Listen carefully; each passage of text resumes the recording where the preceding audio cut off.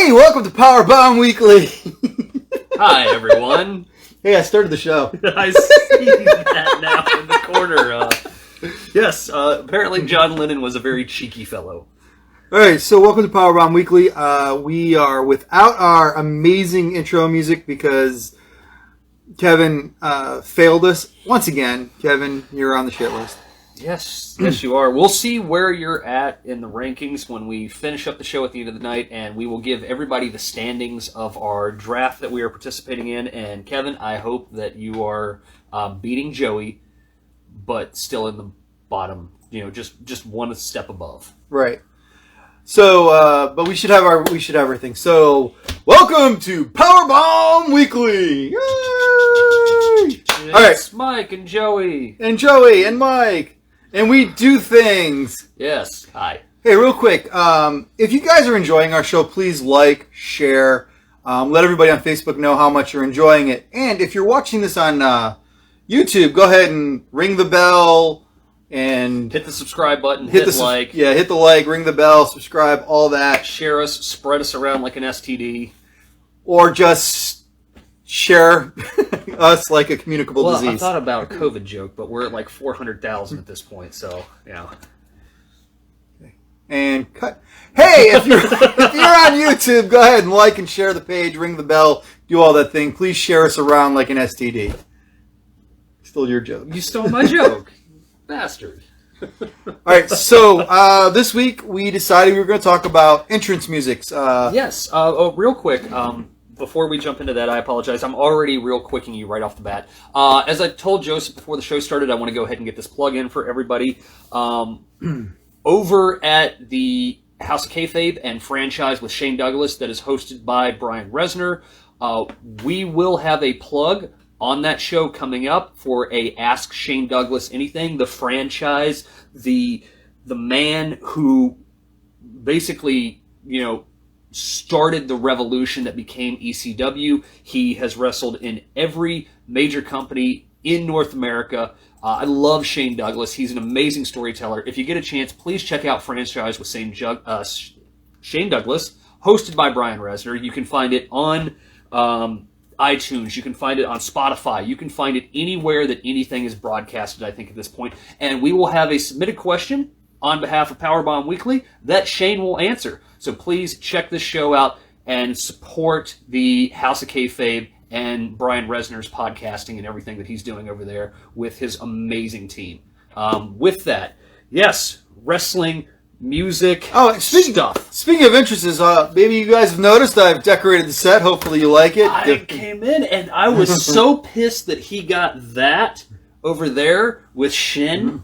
Because that's signed by the artist, isn't it? Yeah, it's no, the writer. Oh, signed by Dennis Hopeless, yep. Who wrote that. But when they debuted those covers, I wanted them, and they were gone before I ever got over to the Emerald City Convention. They were gorgeous covers. We got D-Bry wrestling a bear in front of the Space Needle, and then the Nakamura cover. Nakamura, which we have a lot to talk about Nakamura, especially when it comes to entrances for that. So to give, I do want to tell the story because, people do like us personally a little bit like that. Last Wednesday, we're trying to nail down a story, and I get a phone call, and I never get called by my wife, ever. She never talks on the phone. And our kid, he decided to take a jump off the slide, and there was no water in the pool. When he landed, he got hurt, had to get a couple stitches in his forehead. He's wonderful. He's fine. There was no lasting injuries. We actually got the stitches taken out today. So over the weekend, Joey's like, what was our topic? And I'm like, I'm kind of busy right now. Wrestling, music and wrestling entrances sound like an awesome topic to do. And then I realized how deep that rabbit hole could actually go if we start talking about one thing, and it just goes so, because look at Hogan. Hogan's music. Hogan, Rock and Wrestling Connection. Hogan, Jimi Hendrix. Hogan, Jimi Hendrix, ECW, Eric Bischoff deal. How does Bischoff know the Hendrix family? All of that right there is a show into itself. So we're going to have some awesome things. We had some polls that I believe you put up, and we are going to dive into the wrestling music history, and that's why I cannot wait to talk about some of the more interesting things that happen with the music business. Right. So I asked everybody. I submitted a couple ideas. Only one person actually added these. So the first thing I'm going to do is, and it's going to be very interesting because I have the top 15 plus honorable mention of entrances, and then the top 15 plus honorable mention of just music. And you're going to see that these are going to intersect with each other a lot. These polls were done in 2020. I don't know who the polling audience was. I'm sure if you looked at a different poll, you'd find different things. Most of these are, in fact, WWE people because WWE is known for their large entrances. The only person that I can think of that's not a WWE wrestler that has any kind of real interest, two people that have any kind of real entrance is Cody Rhodes, because for some reason he comes out the middle and not down the sides. Yes. And Sting, because he gets dandruff and snow thrown all over the place. I wasn't thinking of him, but I don't remember who I was going to say now. But yeah, Sting. We'll go with Sting. Okay, Sting. Sorry, Chris Jericho, because he has his own song that... Chris Jericho has his own produced song of the band Fozzy. Right. I've seen Fozzy live twice. He's not bad. And the funny thing is I didn't intentionally go to a Fozzy show. They just happened to be on the rock festival that I saw them perform at. And I was like, oh, of course, I'll go watch Chris Jericho play. So do you want to do entrances or entrance songs? Let's do entrance songs. Okay, entrance songs. Yes. And it's going to be interesting because some of these songs you wouldn't have... Like, the name of the song is ridiculous. So, the honorable mention, number 16, was Sprake zu Ranthasta, otherwise known as the 2001 Space Odyssey song, Ric Flair. Number 15, Brock Lesnar. His song is called Here Comes the Pain. Yes, because it used to precede this phrase, Here Comes the Pain, at the beginning. Number 14 was Edge. Do you know what Edge's song was called? It's called like Music Linguist or something like Metalingus. Metalingus, yes, because it's by Ultra Bridge. The guest host, Rob Zombie Rawl, was one of the worst things I've ever seen. That when they were doing the celebrity guest host every week and Rob Zombie was on there, Rob clearly did not give a flying fuck about being on that show. Number 13, Hulk Hogan, Real American. Cool. Wow. Okay. Number 12, Bret Hart. His song was called Hitman. Yeah. Number 11, Randy Savage, Pomp and Circumstance. We will talk about Randy Savage, Pomp and Circumstance, and how that song came to him when I get to the history of. Number 10, Sasha Banks, Sky's the Limit. I don't really find her music all that... I don't find her music that iconic, and honestly, I don't know why Snoop didn't do it. And you got like... Well, I actually... Well, so... I know why Snoop didn't do it, right. And that is actually going to be in our history of discussion here. So you go from Randy Savage... Yes. To Sasha, and then you go right back to number 9, Kurt Angle's Metal. You have to remember that people like Sasha. But her music's nothing... I can't even hum her music right now thinking of it. No, I can't think of it either, and that's usually because Michael Cole's annoying fucking voice talking over it. But I can think of Pomp and Circumstance, and I can sure as hell... Bum, bum, you suck! Dun, dun! You know he hated that and got so aggravated, he would get so mad. Like, his anger was legitimate when he came with that. And I think he said it took him, 10 years or something before he got comfortable with the fact that the fans were giving him something, even though it wasn't what he wanted. Right. The fans were giving him something, which meant that they were into him. I almost forgot about this because it's been so long since we've actually got to hear it. Glorious Domination, Bobby Roode. That is part of our subject matter, yes. Evolution's Line in the Sand. If you go back, that was really good. Yeah, I mean, the thing with a lot of this is if you look at the notation so far, we have a lot of classical used music and we have a lot of rock music. Mm-hmm. We haven't really gotten to a lot of hip-hop songs. Degeneration X, Break It Down. Great song, yeah. Everybody thought it was not System of the Down. Everybody thought it was Fuck You, I'll Do What I Want. Rage? Yeah, everybody thought it was Rage Against the Machine. I thought it was Monster Magnet because the way that guy looked. Then you got Jericho, Break the Walls Down. I mean, there was nothing more Yeah. iconic than the countdown. And When we get to things like that, yeah. number 4, probably one of my favorites still, and it came back this week. Shinsuke Nakamura's "The Rising Sun." Yes. When that was done with the 5 violins at that NXT takeover, Oh, yeah. you could not. Oh, And the thing about his and Rude, we'll talk about right now, we've seen them do that live with the fans jumping up and doing the slashes and everything like that with Shin, and people throwing their arms back, screaming glorious at the top of their lungs for Bobby Roode. Like, those entrances were so dynamic. And I have a notation, like I said, I keep plugging what I'm going to talk about, but I know why those went away. so do you know why Nakamura's song changed when he turned heel? I have a thing here about it. Why? But what is your thing? Well, they put that rap metal in the middle of it to stop people from singing along because it was the heel. You're not supposed to sing along with it. I Okay. think what I have in here actually shows why they have stopped using those 2 specific songs. Number 3, Well, you've already blown through everything that I would have said at this point. Triple H is the Game.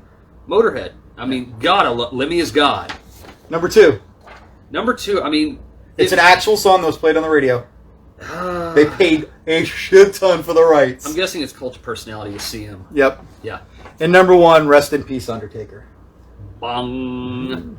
Yeah, I mean, I probably would have put Pomp and Circumstance with Randy and Real American Hero down a lot further of that list, but yeah, Maybe those maybe it's because where we live, but not seeing Daniel Bryan's music on here. The Flight of Valkyries, yeah, that's kind of surprising because that is a legitimate classic song. So yeah, having him not have that on there is pretty interesting. All right, so you're going to hear some of these same ones here, and then we'll talk about whether or not these were picked on the poll here. Yeah. All right, so honorable mention for introductions, not just the song, but the whole introduction. This is the whole package that ties it all together. Number 16, Bobby Roode. Glorious. I sing it today. Oh, when they had like I said, you never have an entrance more better than an NXT takeover show. Even WrestleMania sometimes is not as good as the NXT takeover. He had that whole choir. It's the crowd, I think, because the crowd is so. I think the reason for that is when you look at the big shows like that, they're there to be a part of the show, in a sense, as opposed to be a part of the audience in a way, you know? All right, so spoiler alert, the top 5 in here is going to really surprise you. Okay. Number 15 was number 3 on music, Triple H. 15, well, yeah. Number 14, Bayley. When she had the inflatable... The Bayley Buddies. Bayley. I watched her Broken Skull session, by the way.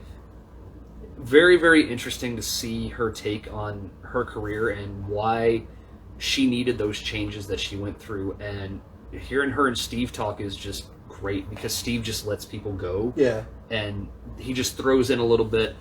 I like the way Steve tells stories where he's like, you know, when I did it, it was like this, but the way you did it was way different than this. So explain to me why it was so different, you know, as opposed to kind of telling the other person like Cornette does, where it's like, this is the reason and the way it worked for me. Why didn't you just do what I did? Like, right. Steve wants to know why their stuff worked, and listening to Bayley talk about why her stuff worked, and that song and the Bayley Buddies and everything went away was awesome. All right, number 13 was your favorite, Ultimate Warrior. So I really wasn't watching wrestling at this time frame, so tell me if it was as epic as number 12. Okay. MVP. Baller. You know what's weird with MVP? I was never big on him, Right. honestly, to begin with. But I think the reason for it is that they didn't have that type of character. Right. They didn't have that kind of style of guy and that song and the way he did it. So yeah, with him coming out when he did the jump and the arm up and everything, people loved that song. I mean, the music, I remember the song, 1, 2, Yeah. it was pretty good. Number 11, so number 11, Eddie Guerrero, Okay. bringing in the hot rod. Ooh, Eddie. Yes. So I think it's funny is I can think of 3 entrances that involve a car.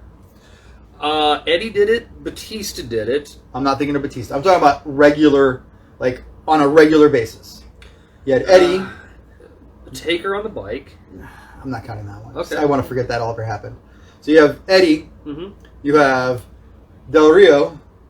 Yeah. And then the white version of Del Rio, LBJ. Oh, JBL. Because he drove in on the Texas Caddy with the long horns on the front. So Eddie's the only one here with a car. Yeah. So there's number 10. Sorry, I'm giggling because I'm thinking of Monday Night Raw real quick. Goldberg. You know, I mean, I've got to say, because they're obviously showing a lot of that now, right? When you see him, the way they had that when he became the guy, and they start from the back, and they go up and knock on the door, and Goldberg comes out, and he's getting for battle, and he steps out, and I remember the smoke and spitting the smoke out of his mouth breathe and it in stuff. and smoke it back out. Every motion he did caused the pyro to go off, and he just looked like this fucking berserker dragon just going to destroy everything. And yes, I will say, having been a part of Goldberg's live entrance, when that boom goes off, the fucking place comes unglued. So I never got to see him live because I was always away. All right, number 9, probably one of my favorite entrances, and we were talking about it last week, and it's kind of seeing it live was such a disappointment, and that's Finn Balor's entrance. Finn's for ours was kind of weird, and I think, like I said, it might have just been our seating. Yeah. And because we've seen both Finn and the Demon, haven't we? Yeah. Okay. Well, so in the smaller arena, when we saw it at the NXT show, it was amazing. When we saw the NXT, yes. When we saw it at Raw, when we saw it at the Key Arena and the big, huge arena, it just couldn't light up like it did. Yeah, no, yeah. And that, honestly, I'm glad they're tearing that arena down. That seating was so uncomfortable. Number 8, Jericho. Yeah. I mean, you talked about it. I think people romanticize his entrance for Raw more than what it should be, because for me, honestly, I remember what happened after that, which was he just got completely skewered by The Rock on the mic. Right. And that was the thing, like, it almost made me, like those entrances for the WCW guys coming over, because that countdown clock was, 9.5 months or more? Right. To hit that spot when it came out and Rock was in his promo, and Jericho comes out, and I remember losing it, like, oh my God, Chris Jericho's here, right. And then The Rock just completely blew him out of the water on the mic, in my opinion. Yep, and that was Jason Owens. That was your pick. Number 7. This one's may surprise you a little bit. Sandman. I remember it. When Sandman was Sandman in ECW, and he came out to enter Sandman. That's what they're referring. Slamming the beers, and smashing them against his head. And, Austin would pop them and pour them. Sandman would just crack it and just drink it. Like, that man was lit before he ever came to the ring. Right, and he was usually smoking a cigarette the whole way down. He usually had the cigarette and the kendo stick, and he popped up in the crowd. So, yeah, seeing Sandman's entrance is really, really cool. All right, and then number 6. It is iconic. It definitely belongs in the top 10, in my opinion. Kane. Yeah. I mean, yeah. I've been closer to ringside when those ring post pyros blow. It's so loud. I've actually been along the side where, like, it was actually hampered visibility because I was along the ramp. Like, I could look down and see the ramp right here. When Kane's pyro went off, I jumped. I jumped. You can feel that thing. All right, number 5, probably, in my opinion, a little overdone. I know you really like it, and that's Carrying Crosses. I agree, and I think we talked about this on the last show with Finn and stuff. It's like, if he goes main roster, is that going to translate well? And how well is that going to translate in just a live audience period? In a Raw or SmackDown audience that's going to run big, like 20,000 seat arenas and stuff? I don't know, but I really dig it because it's so different. Yeah, it is. You know, and I like seeing the wrestlers interact with their entrance than anything else, you know? And that was Rick Lopez. That was your favorite. Number 4, I find that this is interesting. It was said The Fiend, not Bray Wyatt, but The Fiend. And The Fiend's entrance is nuts. And that will translate in front of a live audience. It does. It really does. We've taken part in it twice. No, The Fiend's, not Bray Wyatt. Not Bray's. Okay, yeah, that's right. Where it's red and... Well, we did it we was see The kind Fiend? No. Did we see The Fiend, or did we only see Bray a couple times? We only saw Bray. Okay. All right. So we're down to the top 3. All right. Top 3. 2 of these 3 were not listed on the top 15 music. The fact that Savage and Hogan and Flair are still on the board, and those aren't up there, Bret Hart, and I will tell you what number 1 should be, 100%. And if it's not, I'm gonna disagree with this whole list. Okay, now remember, these are entrants, and it's about the production. It's not about the music. Oh, I know. Okay. I'm talking about the whole entrance. Okay, so take a wild guess at number 3. I'll give you an era. It's got to be Hogan. No, Hogan's been listed already. Okay, yeah, go ahead. It's 90s. Shawn? The Brood. Yeah. I still love that music, that techno music with them coming up from it rained blood on them. Yeah, and Gangrel would spit the blood and everything. Yeah, no, that was cool. cool. You got to think production. Yeah, okay. Number 2. All right. Early 2000s. Early 2000s. It was definitely the Cena? Attitude Era. Oh, Attitude Era. Most iconic beginning of any wrestling song. That's name is not Undertaker. Steve Austin. Glass Shatter. Yep. And number 1, Taker. Okay. So, which was Kevin's addition. So I will tell you, Hogan being on there should be there. Savage is the entrance. Flair. I've seen Flair's entrance several times. Man, Flair's entrance is awesome. But truthfully, the number 1 and the song and the entrance, and there is a 100% wrestling phrase for it that exists, is the Road Warrior pop. Because as soon as that music hits and what a rush came across the speakers, that building exploded. Right. And I'm talking from the 80s, 90s, 2000. Every time that music hits, that place goes insane. And I've been in it 2 or 3 times with WCW and stuff. Yeah, the Road Warrior pop is legit. It did not matter where, when, or who they were wrestling. That place comes unglued when the Road Warriors come out. I feel like the one that was missing from the entrance. I figured Vader would have been on there with the big mastodon helmet that he had that blew smoke everywhere, and Sting with the crow descending from the rafters. These were very WWE centric. Yeah. I think NWO's entrance, it warranted some emotion when it first started. Oh, absolutely. It absolutely did. So give me some music. Give me some history. History of music in the wrestling business. Again, I screwed up and went nuts, and I have 3 pages of notes here. So I'm going to go through it real quick, and then I just want you to give me some feedback. I'm not going to go through word by word. The 2 people who are credited with having music come out for their entrances in the beginning of the heydays of wrestling would be Mildred Burke and Gorgeous George. Okay. They were the first people to use any music. Gorgeous George, Pomp and Circumstance. The classical style of the march that was later adopted by Randy Savage when Randy Savage purchased the persona of Gorgeous George.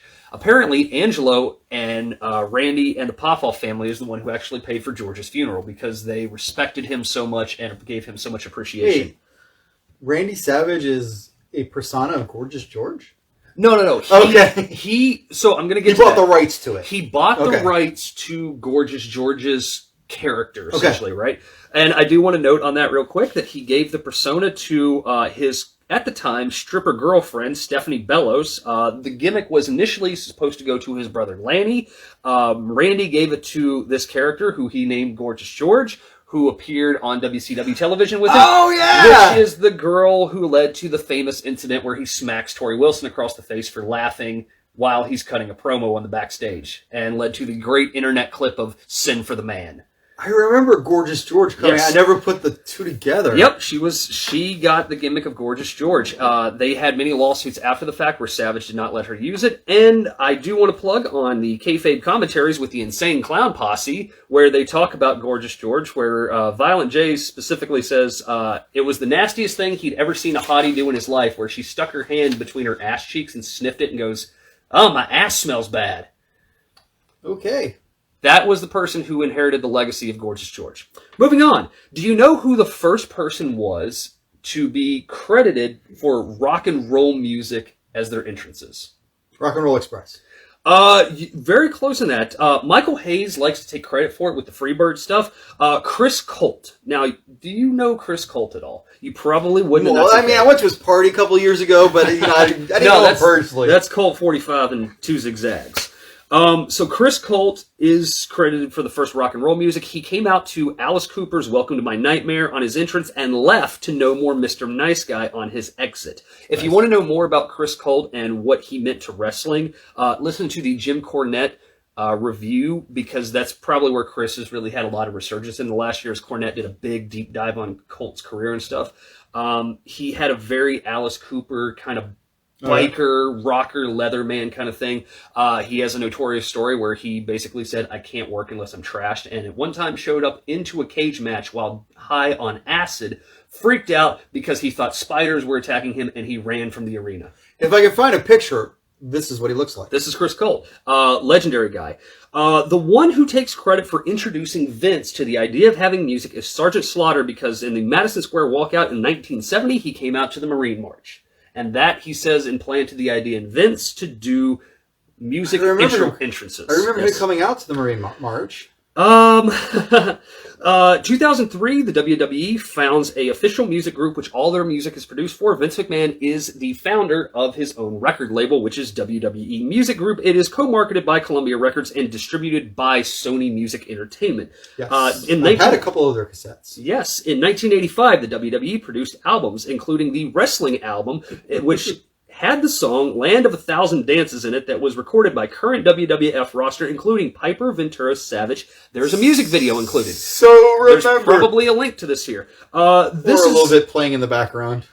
This was produced by Rick Derringer and David Wolf, who at the time were Cyndi Lauper's current manager and boyfriend at the time. This is what largely led, and these two people are very highly credited with the kickstart of the rock and wrestling connection, because Cyndi Lauper had gone on vacation where she met Lou Albano. They were at Puerto Rico, and they ended up having Lou go into the Some Girls Just Want to Have Fun video as her dad. And the She-Bop video with other wrestlers. With other wrestlers, and also Time After Time. I'm not a huge Cyndi Lauper fan, but Time After Time is an amazing song. I love that song. I hate Girls Just Want to Have Fun. I was really interested in a girl when I was in grade school who was a huge Cyndi Lauper fan. She sang Time After Time a cappella at a school talent show. So Deanna Luce at the time, I had such a thing for you back then. The fact that he remembers your name 40 years later is insane. I've always been Madonna. I love Madonna, and at this point in time, I would have been all about Madonna as opposed to really Cyndi Lauper stuff. So this led to the rock and wrestling connection, where they had a lot of celebrities come in.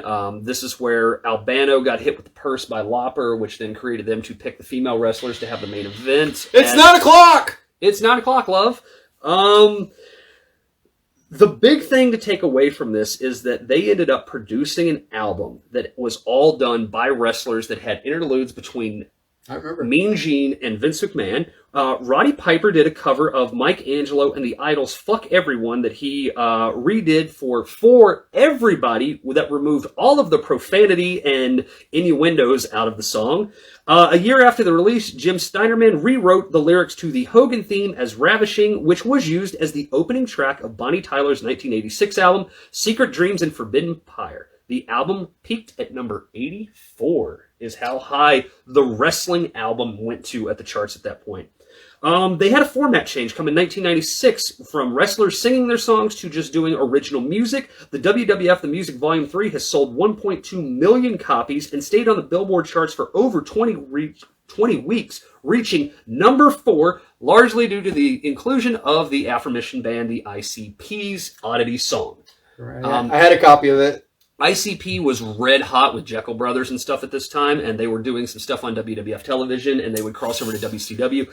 But it was the only way at that time to get that song, to get the Oddity song, was on the WWF music album. But this also had Austin, Taker, Sable, all of the classic songs for that. And I had a copy. The first WWF non-wrestling, non-inclusive music act was called Neurotica. They released their third album, and they are the only non-wrestling band to have ever been signed to this label. Oh, interesting.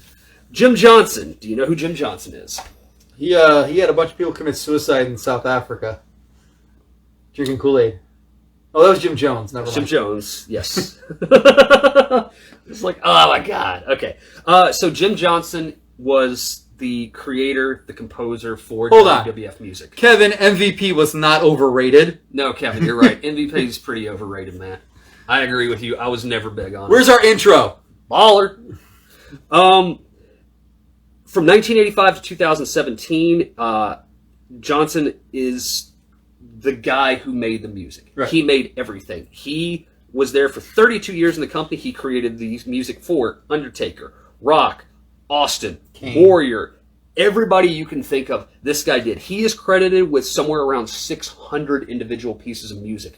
And they did a documentary on him where you can actually watch, I think it's on the network, watch the Jim Johnson stuff of how he puts everything together, because he likes to, sometimes he doesn't see the guy and knows what he's working on, and guys will get songs that he's written that for he other didn't people. know for it, and sometimes he'll actually get to see the guy like a Warrior and just be like, okay, he's coming out, he needs to be fast, dun, dun, dun, dun, dun, dun, dun, dun, you know? I've heard many stories of wrestlers who were... Matter of fact, I think, wasn't Rude Nakamura's song supposed to be flip-flopped? Yes, they were supposed to be flip-flop. We're going to get to that in just a second. I'm going to go fast.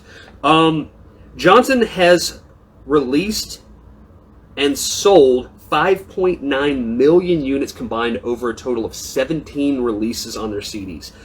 He did his first ever non-WWF appearance in 2017 at StarCast with Cody and the Young Bucks.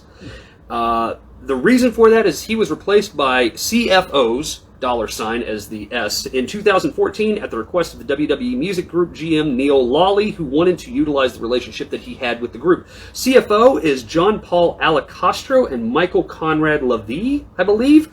They made their musical debut on July 23rd, 2012 at the 1000th episode of Raw with the inclusion of the song The Night that was used as the main theme. They left in 2019 after scoring major hits with Rising Sun for Shin and Glorious for Bobby Roode.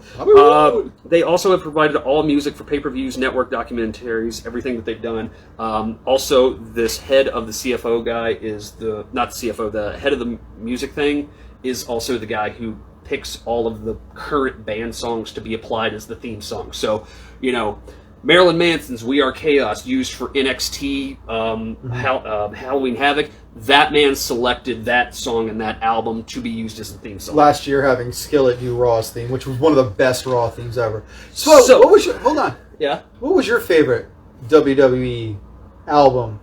Album? I know exactly. Like I would listen to it today if I could have if I still had a copy. I really like Steve's heavy metal selection album that they did because it had a lot of good stuff on it. For me, honestly, I liked the hip hop album. I can't remember which one that was. All right. That was number 2. The one that had Method Man and shit like that on it. Yeah, I love that one. My favorite one was Aggression. Yeah, Aggression was really good. And then the hip hop album was probably a close number 2. Yeah, the hip hop album I really, really enjoyed. You had Stacey Keebler's Legs. It feels like they're always grasping at that because a lot of these, as we've talked about, is so rock oriented. Mm-hmm. But I like when they apply some R&B and some hip hop and stuff like that into the show to get some extra stuff on there because I enjoy it, you know? I mean, I listen to hateful satanic death metal all the time, but I also enjoy country music and blues. So come to the store sometime. Yeah, so we'll be in the song, and I'll hear this song, and this happens all the time. We'll hear this song, it'll be either, I'm not kidding, it'll either be The Man in Black. It's usually Johnny Cash, yeah. Or it'll be literally Let It Go from the Frozen soundtrack. And the next song, every single time after that, is a music of a screaming person that you cannot, is so unintelligible. It's like, I'm like, how can you have them You did that pretty good. He's like, it's random. You did that pretty good, actually. Yeah, that's. In February 2020, they got into a dispute with the publisher and WWE over royalties and licensing fees that they said they were owed. As a result, no music from the duo has been used, and they have disbanded in August of 2020 and released from their contract. Which is why we did not get Shinsuke's Rising Sun and Bobby Roode's Glorious anymore after that point, is because they're the ones who wrote the music, and music and licensing rights and things like that are absolutely insane. When you look at cultivation, creation, publishing houses that owns it, who owns the master tapes and things like that, there is so much business to the music business that is absolutely insane. So what you may notice, if you ever go back and take a deep dive and watch some old wrestling shows, specifically right now, WrestleMania 24, it was pulled off the network last week. Everyone was like, why is WrestleMania 24? What was in the show? There was no Benoit, there was no this. It was because the music was being stripped out. Mm-hmm. They're stripping out all the music to replace. A lot of times you'll get that with like UFC pay-per-views where the live music is replaced on the rebroadcast because they don't have the rights to air that music. Licensing rights, licensing fees, songwriting credits, specifically the writing of the lyrics is actually something that's very different. I'm going to not go down the hole too deep, but essentially that is kept with the Library of Congress. So songwriters inherently make more than the people who actually do the music on the album because those things are kept that way. So even if you're getting 40 cents extra on the dollar of a song that you get, when you ship 3 million copies of something, the separation becomes insane. When you also look at how record labels and how you sign to a record label from an act and they finance your album and then they use their finance to pay for the cultivation of the album, and then the band ends up like $1 million in debt by the time they release the album, is crazy stuff. I'd love to do a whole show on the music business. TNA, Dale Oliver is the major creator and musical director for them since 2002. He's basically created every fucking song you've ever heard, from what I understand there. He did AJ's, he did Samoa Joe's, he did any Slapnuts. I love Samoa AJ Styles music. He is awesome. He has been on tour with Reba McEntire and other. He has a band called Blackhawk, I believe. Michael Hayes credits the rock for the Wrestling Freebird song. He recorded entrances for the team and performed Bad Street USA. He would also go on to record his own album called Off the Streets that was released in 1987. Highly recommend listening to it. WCW often used music that was most likely and intentionally designed to sound like popular songs at the time. Jimi Hendrix's Voodoo Child was legit and licensed for a cheap fee. Eric Bischoff has talked about on his 83 Weeks podcast of how he made that relationship for the Hollywood Hogan. Smells Like Teen Spirit that was used by Nirvana was given to DDP. DDP has said that they ripped the song off, and when Dave Grohl looked into it and said he was going to sue, the song was immediately changed to be like the song, not Smells Like Teen Spirit. It's kind of like when Vanilla Ice and Queen got into their lawsuit. No, yes. It's da-da-da-da-da-da. Bing! Not da-da-da-da-da-da. Yes. It's just different. You can clearly hear it. That was the funniest commercial thing by Vanilla Ice. The highest charting album from a wrestler is John Cena's You Can't See Me. Peaked very, very high, sold a ton of units. My personal favorite that has been done by a wrestler is Randy Savage. Be a Man by Randy Savage. Love that. I love that album. His song at the end of that album, eulogizing Kurt Hennig, called Perfect Friend. Great song. Is so good because it's from the heart. Oh, yeah. Really from him, of how much he loved Kurt Hennig. And I just like the whole creation of that album. I wish Mach would have done more with that. Perfect Friend is a amazing song. It is. And Be a Man Hulk was really good. And a couple of other ones were just fun. Yeah, and he kept it clean. Yes. You know, I'm gonna kick your butt. You know, he never went off the page, you know, or anything like that into the vulgarity and stuff like that. He kept it clean. There's no parental advisory on that sticker. Or there's no sticker for parental advisory on that CD. What's the line while you're running around? I'm hanging out with Spider-Man or something. Oh no! He talks about his movies being trash, and he's like, "While you were out doing this, I got myself a featured role in Spider-Man," and I'm like, "Well, he is featured, but for like 30 seconds, you know." Yes. There was nothing wrong. Yeah, I love that album so much. So wrestling music history, the the reason why we've not seen some of these songs and guys lose their songs and why they get repackaged with different songs, sometimes it's because the flavor of the week changes and they want to attach things like Rob Zombie's Never Gonna Stop Me to Edge. Some guys, they just don't have the licensing to use that music anymore, like Bobby Roode. Shin, as we're going to talk about on SmackDown, got kind of his song back a little bit. So I imagine that those licensing rights and distribution deals have kind of been fixed with CFO at this point. Well, what was put out is the reason they put that heavy rap into it is because people couldn't sing along with it. I think they probably inserted that for the heel turn for it, but the reason we never saw some of those songs again that those guys did was because they were in a contract dispute with them. And that's why a lot of times on the network and old stuff, you just don't get those songs. The reason that people like Pomp and Circumstance and 2001 and other things like that are used is because they're public domain songs at this point, which means anybody can use them. It's like Frankenstein and Dracula. Anybody can write a story about Frankenstein and Dracula because you have the rights to use them. I can't, however, go make Darth Vader the main character of my story because I don't own the rights to Darth Vader. So that concludes our dive into music, and we hope that you enjoyed that. We're going to talk. What we're going to talk about next on the next clip, because I'm going to start clipping this together. So what you can hear about on the next clip is we're going to talk about our AEW review